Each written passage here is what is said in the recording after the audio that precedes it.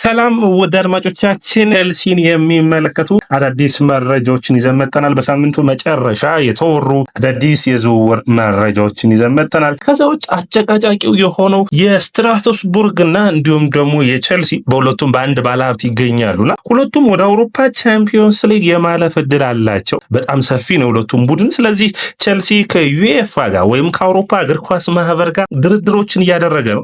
በምን አይነት መንገድ መውጣት እንደሚችል ከዚህ በፊት አምና ማንቸስተር ሲቲ ከጂሮና ጋር ሁለቱም ቡድኖች ለአውሮፓ ቻምፒዮንስ ሊግ መሳተፋቸውን ተከትለው የተጠቀሙትን አይነት ውሳኔዎች ይጠበቃል የሚል ነው። ቼልሲ በራሳቸው በስትራስቡርጉ አጥቂ ኢማኑኤል ኢሜንጋ በጣም ደስተኛ ሆነዋልና ይህንን ተጫዋች ወደ ቼልሲ የማምጣት ፍላጎት አላቸው። ይሄ ሌላኛው መረጃችን ይሆናል። ስለ ሞርጋን ሮጀርስ እናወራለን። ሌላኛውን ደግሞ ቼልሲ ከላማሲያ ሌላ ታዳጊን ለማስኮብለል በሚገባ እየሰራ ይገኛል። ማንቸስተር ዩናይትድ ጋር ጠንካራ ፉክክር ይጠብቀዋል። ስለዚህም የምንነግራችሁ ይኖረናል። ወደ አድማጮቻችን ይህ ያያ ስፖርት ነው። ላይክ፣ ሼር፣ ኮሜንት፣ ሰብስክራይብ ማድረጋችሁን አትርሱ። ከዛ ውጭ የእናንተን አስተያየት የምንጠብቅ ነው የሚሆነው። ጆይን ማድረግ የምትችሉ ከኢትዮጵያ ውጭ ያላችሁ አድማጮቻችን ከሆናችሁ ጆይን በማድረግ የኛ የያያ ስፖርት ቤተሰብ አባል ይሁኑ። እንግዲህ የመጀመሪያው መረጃችን የሚሆነው ቼልሲና የአውሮፓ ቻምፒዮንስ ሊግ ተሳትፎ እንደሚጠበቅ ነው የሚሆነው። ነገ የኒውካስትሉ ጨዋታ፣ ከዛ የማንቸስተር ዩናይትዱ፣ በመቀጠል ደግሞ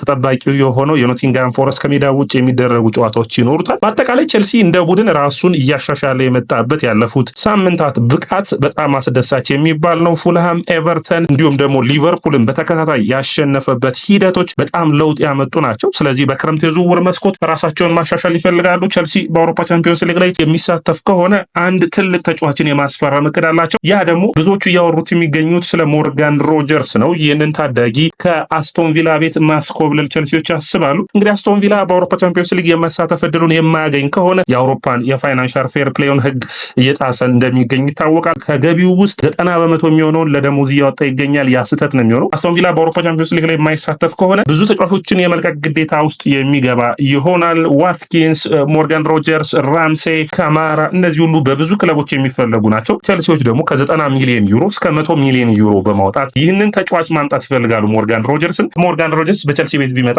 አንደኛ የግራውን መስመር መምራት የሚችል ነው። ከኮል ፓልመር ጋር አብሮ ያደገ ከነ ላቪያ ጋር በጣም ብዙ ጥምረቶችን ማሳየት የሚችል ነው የሚሆነው። ያ የማንቸስተር ሲቲ የታዳጊ ማዕከሉ ምርጡ ጊዜያቶችን ያሳለፉ ተጫዋቾች ናቸው። አንደኛ ሞርጋን ሮጀርስ መምጣት በቦል ፕሮግሬሽኑ ወይም ኳሱን ወደፊት ይዞ በመሄድ ቼልሲን የሚያግዝ ይሆናል። በመከላከሉ ረገድ የግራ መስመሩን እንደ ሐሰተኛ 9 ቁጥር አጥቂ መሆን የሚችል ነው። መከላከሉን ከማጥቃቱ ጋር ማመዛዘን የሚችል ነው። በተለይ ግን ቼልሲ ሌላኛውን ሚና ይዞ የሚመጣ ይሆናል። ምክንያቱም ብዙ ቡድኖች የተቃራኒ ቡድኖች ማለት ነው ኮል ፓልመርን ማቆም ቼልሲን ማቆም ነው ብሎ ስለሚያስቡ ይህ ተጫዋች በጣም የተሻለ ይሆናል። ቼልሲ አካዳሚዎች ኃላፊ ጆን ሺልድ የዚህ ተጫዋች በጣም አድናቂው ነው እና ይህንን ተጫዋች ማስፈረም እንዳለበት ቼልሲዎችን እየወዘወዘ ይገኛል። እንግዲህ የሚሳካለት ከሆነ ይህ ተጫዋች ወደ አስቶን ቪላ ወደ ቼልሲ የመምጣት እድል ይኖረዋል። ነገር ግን አስቸጋሪ የሚያደርገው ምንድነው? አንደኛ ቼልሲ ተጫዋቾችን የዚህ ዝውውር አካል ማድረግ ይፈልጋል። አንደኛው የሚሆነው ዲሳሲ ነው። በውሰት በአስቶን ቪላ ቤት የተጫወተ ይገኛል። ነገር ግን ኤምሬ ደስተኛ ያልሆኑ በዚህ ተጫዋች የቀይ መስመሩን ተከላካይ ያደርጉታል። ከስኳዱም እየዘለሉት ይገኛሉ። አስፈላጊ የሆኑ ተጫዋቾቻቸው እነ ኳንሳ፣ ሜንግስ እና እንዲሁም ደግሞ ፓው ቶሬስ ስለተመለሱላቸው ይህንን ተጫዋች እድል እየሰጡት አይደለም። ነገር ግን ቼልሲ አሁንም ቢሆን ጃኦ ፌሊክስን መልቀቅ ይፈልጋል። ከፍተኛ ፈላጊው ደግሞ አስቶን ቪላ ይሆናል። ስለዚህ የነዚህ ሁሉ ውይይቶች አካል ሊሆን ይችላል። ቼልሲ ተጫዋቾችን ጨምሮ ይህንን ተጫዋች ማዘዋወር የሚችል ከሆነ ከአስቶን ቪላ ጋር ደግሞ ቼልሲ ጥሩ ግንኙነት ነው ያላቸው። ስለዚህ ያንን የመሳካት እድሉ ሰፊ ሊሆን ይችላል። ነገር ግን ብዙ የዝውውር መረጃዎች እንደሚያሳዩት ሁለቱ ተጫዋቾች የቼልሲ እንግዲህ የዝውውር ዓላማ እንደሆኑ ናቸው። ቼልሲና ስትራስቡርግ እንግዲህ ሁለቱም በብሉኮ ግሩፕ አስተዳደር በኢግባሊና እንዲሁም ደግሞ በቶዲ ቡሄል ስር ሆነው እየተመራ ይገኛል። እንግዲህ የስትራስቡርግ ብሉኮ ግሩፕ 99.7% ባለድርሻ ናቸው። ስለዚህ ሁለቱም ቡድኖች እንግዲህ ቼልሲ እንደምታዩት ነው በደረጃ ሰንጠረዡ ወደ አውሮፓ ቻምፒዮንስ ሊግ ተሳትፎውን ለማድረግ ጥረት እያደረገ ይገኛል። የሚሳካለት ከሆነ የሚጠበቅ ነው የሚሆነው። የስትራስቡርግ ግን አሁንም 6ኛ ደረጃ ላይ ይገኛል በ57 ነጥብ። ነገር ግን ከማርሴ ወይም 2ኛ ደረጃ ሰንጠረዥ ላይ ካለው የሚቀረው ወይም የነጥብ ልዩነቱ ሁለት ብቻ ነው። ዳድማቻችን 59 ነጥብ ላይ ነው የሚገኘው ማርሴ። ስለዚህ ይህንን የማጥበብ እድሉ ሰፊ ነው። ከዛ ውጭ ደግሞ ትልልቆቹን ቡድኖች አያገኝም። የሚያገኘው አንገርስን 10ኛ ደረጃ ላይ ያለው እንዲሁም ወራጅ ቀጠና ላይ ያለው ደግሞ ላቶሪያን የሚያገኘው። ስለዚህ ይህ በጣም ጥሩ እድልን ለስትራስቡርግ የሚያመጣ ነው። ስትራስቡርግ ከተጠበቀው በላይ የቼልሲ ባለቤቶች ለውጦችን ያመጡበት ቡድን ሆኖ ይታያል። አምና እንግዲህ በፓትሪክ ቬራ ስር ጥሩ ለውጦችን አላመጣም ነበር። በዘንድሮ ዓመት ግን የተለየ ብቃታቸውን እያሳዩ ነው የሚገኙት። ሁለቱም ቡድኖች በምርጥ ብቃታቸው ላይ መገኘቱ ለቼልሲ አስደሳች ቢሆንም ሌላኛውን ደግሞ አሳዛኝ ዜና ይዞላቸው የሚመጣ ይሆናል። ያም ምንድነው ካላችሁ ሁለቱም ቡድኖች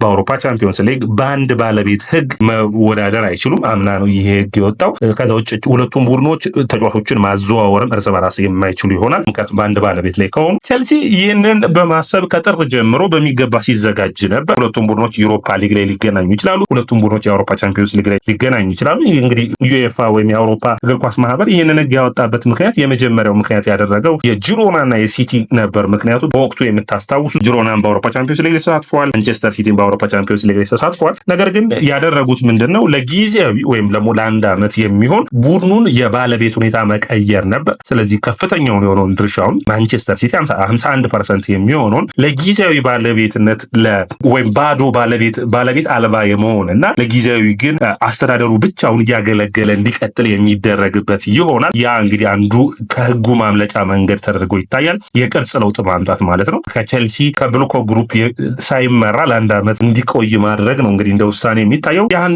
ተከትሎ ደግሞ ቼልሲዎች እንግዲህ አንዱ አሞጉ ነው የሚሆኑት። ማማዱ ሳር በሚመለከት እንኳን በጥር ነበር። አሞጉን ግን በሚገባ በሚያሳዝን ሁኔታ በሚቀጥለው ዓመት ሁለቱም አንድ ውድድር ላይ የሚገኙ ከሆነ በሚቀጥለው ዓመት ስለሆነ በውሰት የሚላከው ያ የማይሆን ይሆናል። ከዛች ከቼልሲ በውሰት ወደ ስትራስቡርግ የሚላክ ተጫዋች አይኖርም። ይህ እንግዲህ በአውሮፓ ህግ መሰረት በሁለት ተመሳሳይ ባለቤቶች በአንድ የውድድር መድረክ ላይ ሊጫወቱ አይችሉም። ምክንያቱም ለደጋፊ እንኳን እናንተ የምትረዱት ይመስለኛል። ምክንያቱም ምንድነው ካላችሁ ሁለቱም አንዱ ቡድን ለአንዱ ቡድን እድል ሊሰጥ ይችላል። ለምሳሌ ቼልሲ ከምድብ ለማለፍ ወይም ደግሞ ይሄ ከደረጃ ሰንጠረዡ ላይ ከስምንቱ ሊገባ ሲል ምናምን ስትራስቡርግ ሌላኛውን ቡድን ማሸነፍ ካለበት ቢሸነፍ ወይም የሆነ ነገር ፌቨር ቢሰራ ወይም ለሌሎች የእግር ኳስ ሂደቶች አድሎ እንዳይፈጠር በሚልና ይጭቅጭቅ እንዳይነሳ በማለት እንግዲህ ጥሩ ውሳኔዎችን ዩኤፋ ወስኗል። ይህ እንግዲህ ይበል የሚያሰኝ ነው። አምና የምታስታውሱት ነበር በማንቸስተር ሲቲና በኒስ መካከል ራሱ ይህ ህግ ጣልቃ ገብቶ በጊዜው የሚፈልጉት የነበሩትን ተከላካዩን ማስፈረም ማንቸስተር ዩናይትድ እንዳይችሉ አድርገዋቸዋል። ይህ እንግዲህ የሚጠበቅ ነው የሚሆነው። ስለ ቼልሲ በዚህ ሁኔታ ማምለጥ የሚችል ይሆናል። ሌላኛው የዝውውር መረጃችን የሚሆነው ኢማኑኤል ኢመንጋ ነው የሚሆነው። ኢማኑኤል ኢመንጋ እንግዲህ 14 ጎሎችን በስትራስቡርግ በዘንድሮ ውድድር ዓመት ጥሩ ብቃታቸውን ካሳዩ ተጫዋቾች ውስጥ አንዱ ነው። በኒውካስትል፣ በቶተናም፣ በብዙ የእንግሊዝ ፕሪሚየር ሊግ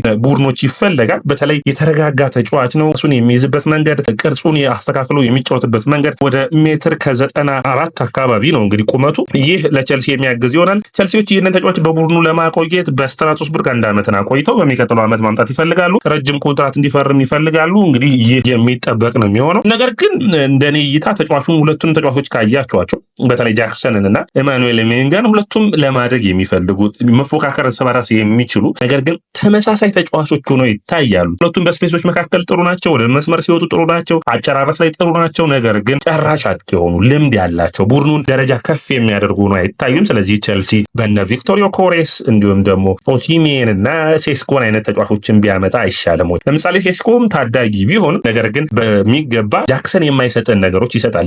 አንደኛ ከርቀት ይመታል። በአየር ላይ ኳስ ጥሩ ነው። ስለዚህ እንደዚህ አይነት የተለየ አይነት ግብአት ያላቸውን ተጫዋቾች ማምጣት ፊዚካል ፕሬዘንስ ያለውን በተከላካዮችን መጋፋት የሚችል እስከ 60 ደቂቃ አንዱ አጥቂ ቢጫወት ከ30 ደቂቃ በኋላ ደግሞ ቼልሲ ሲቸገር ተቀይሮ መግባት የሚችል ተጫዋችን ማምጣት እንዲችሉ የሚያስችላቸውን የጨዋታ ሪትማቸውን የሚቃኝ አይነት ተጫዋች የሚያስፈልጋቸው ይመስለኛል። በአጠቃላይ ቼልሲ እንደ ቡድን እንግዲህ ይህንን ታዳጊ ግን መልቀቅ አይፈልጉም። ኢማኑኤል ኢመንጋ በጣም በሚያስገርም ሁኔታ የቼልሲ ብሉኮ ምልመላ ግሩፕን የሚያስገርም አይነት ምርጥ ብቃቱ ላይ ነው የሚገኘው። ቼልሲ እስከ 40 ሚሊዮን ፓውንድ ድረስ ለሌሎች የእንግሊዝ ፕሪሚየር ሊግ ቡድኖች መሸጥ የሚችል ነው። ስካይ ስፖርት እንግዲህ በዛሬ ዜናው ይዞት በወጣው መሰረት አንድ ታዳጊ ተጫዋች ላይ ያተኩራል። ጁዋን ሄርናንዴዝ ቶሬስ ይባላል። ይህ ታዳጊ ባርሴሎና እንግዲህ በዘንድሮ ውድድር ዓመት ከ19 ዓመት በታች የአውሮፓ እግር ኳስ ዋንጫን ማሸነፍ ችሏል። በዛው ቡድን ውስጥ በጣም ካስገረሙ ተጫዋቾች ውስጥ አንዱ ነው ጁዋን ሄርናንዴዝ ቶሬስ። ይህንን ተጫዋች እንግዲህ ዴኮ ዛው ለማቆየት ይፈልጋል። ነገር ግን ቼልሲ እና ማንቸስተር ዩናይትድ ይህንን ተጫዋች ለማስፈረም በሚገባ እየሰሩ ይገኛሉ። ከሐምሌ 18 በኋላ የዚህ ተጫዋች ኮንትራት በ5 ሚሊዮን ዩሮ ማስፈረም የሚችሉበት ይሆናል። ነገር ግን አሁንም ቢሆን የብሉኮ ግሩፕ ይህንን ታዳጊ ማምጣት ይፈልጋሉ።